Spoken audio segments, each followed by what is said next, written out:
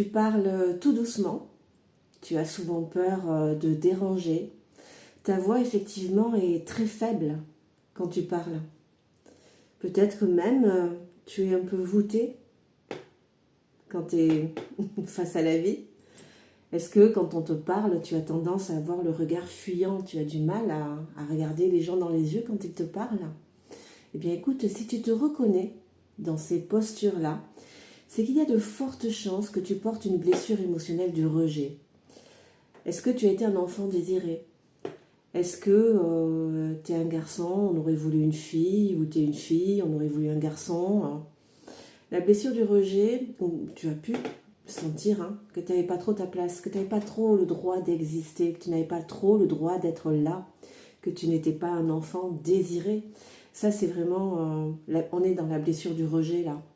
Et pour le coup, on a un gros problème de légitimité. On a un gros problème de place. Très tôt, on a enregistré qu'on n'avait pas le droit d'être là, qu'on dérangeait, tu vois. Donc, par voie de conséquence, on a développé un attachement évitant, déjà. On a enregistré que le lien, l'environnement était hostile à notre égard, donc on s'en est détaché, tu vois, par protection. On s'enferme dans notre bulle et on peut avoir tendance à se recroqueviller, tu vois. On est là dans la blessure du rejet, donc gros problème d'affirmation, on a enregistré qu'on n'avait pas le droit d'être là, donc gros problème pour prendre sa place, pour s'affirmer, tu vois, là. Et par voie de conséquence, dans la mesure où je vibre cette blessure du rejet, et que la blessure du rejet m'oblige à me taire, à éviter les conflits, à fuir, à ne pas déranger, à ne pas être dans le lien. Tu vois, par exemple, là, ce sont des réponses traumatiques à ma blessure émotionnelle. Donc, tant que je me positionne par rapport à cela, c'est inévitable. J'incarne ma blessure, mes traumas, donc je vais revivre sans cesse mes traumas, des situations de rejet à répétition. Donc, si tu veux te sortir de là, c'est déjà important de prendre conscience que tu portes cette blessure émotionnelle du rejet et qu'aujourd'hui, toi, tu te rendes ta légitimité, que tu prennes ta place. Alors, à ton rythme, évidemment, elle est très compliquée, très difficile, très douloureuse, la blessure du rejet, parce que elle impacte tout notre être. L'être, voilà, on n'avait pas le droit d'être là, c'est très profond comme blessure. C'est pour ça que si tu veux la soigner, parce qu'elle est vraiment souffrante, elle peut générer pour le coup des béquilles psychologiques, des dépendances, des addictions, drogue, alcool. C'est très inconfortable. Les émotions, les ressentis, les sentiments, les perceptions dans le corps sont très inconfortables. Donc on va chercher à s'en déconnecter. Fuir son monde intérieur, fuir ses émotions, la drogue, l'alcool, le sommeil, toutes ces choses-là peuvent nous aider à cela. Donc si tu veux te libérer de cette blessure du rejet, c'est très important que tu cesses de te positionner par rapport à tes mémoires traumatiques, mais que tu te positionnes dorénavant par rapport à tes tripes.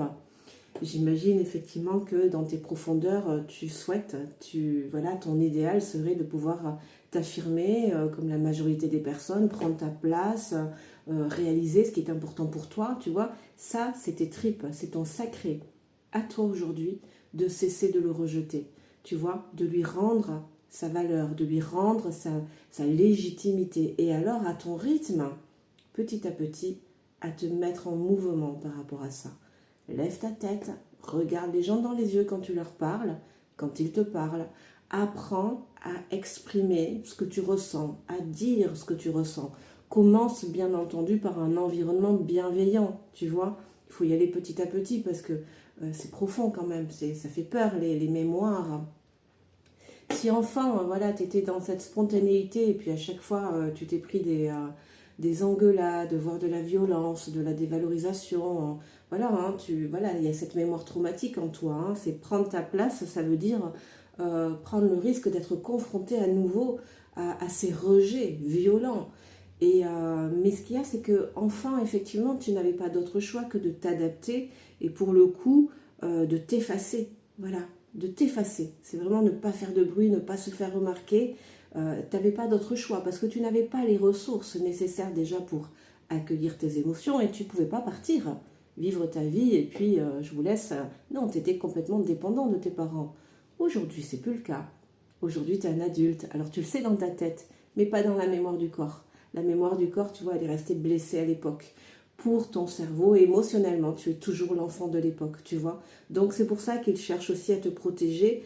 Il continue à te protéger en t'empêchant de prendre ta place. Parce que ton cerveau se rappelle qu'en prenant ta place, ça se passe mal.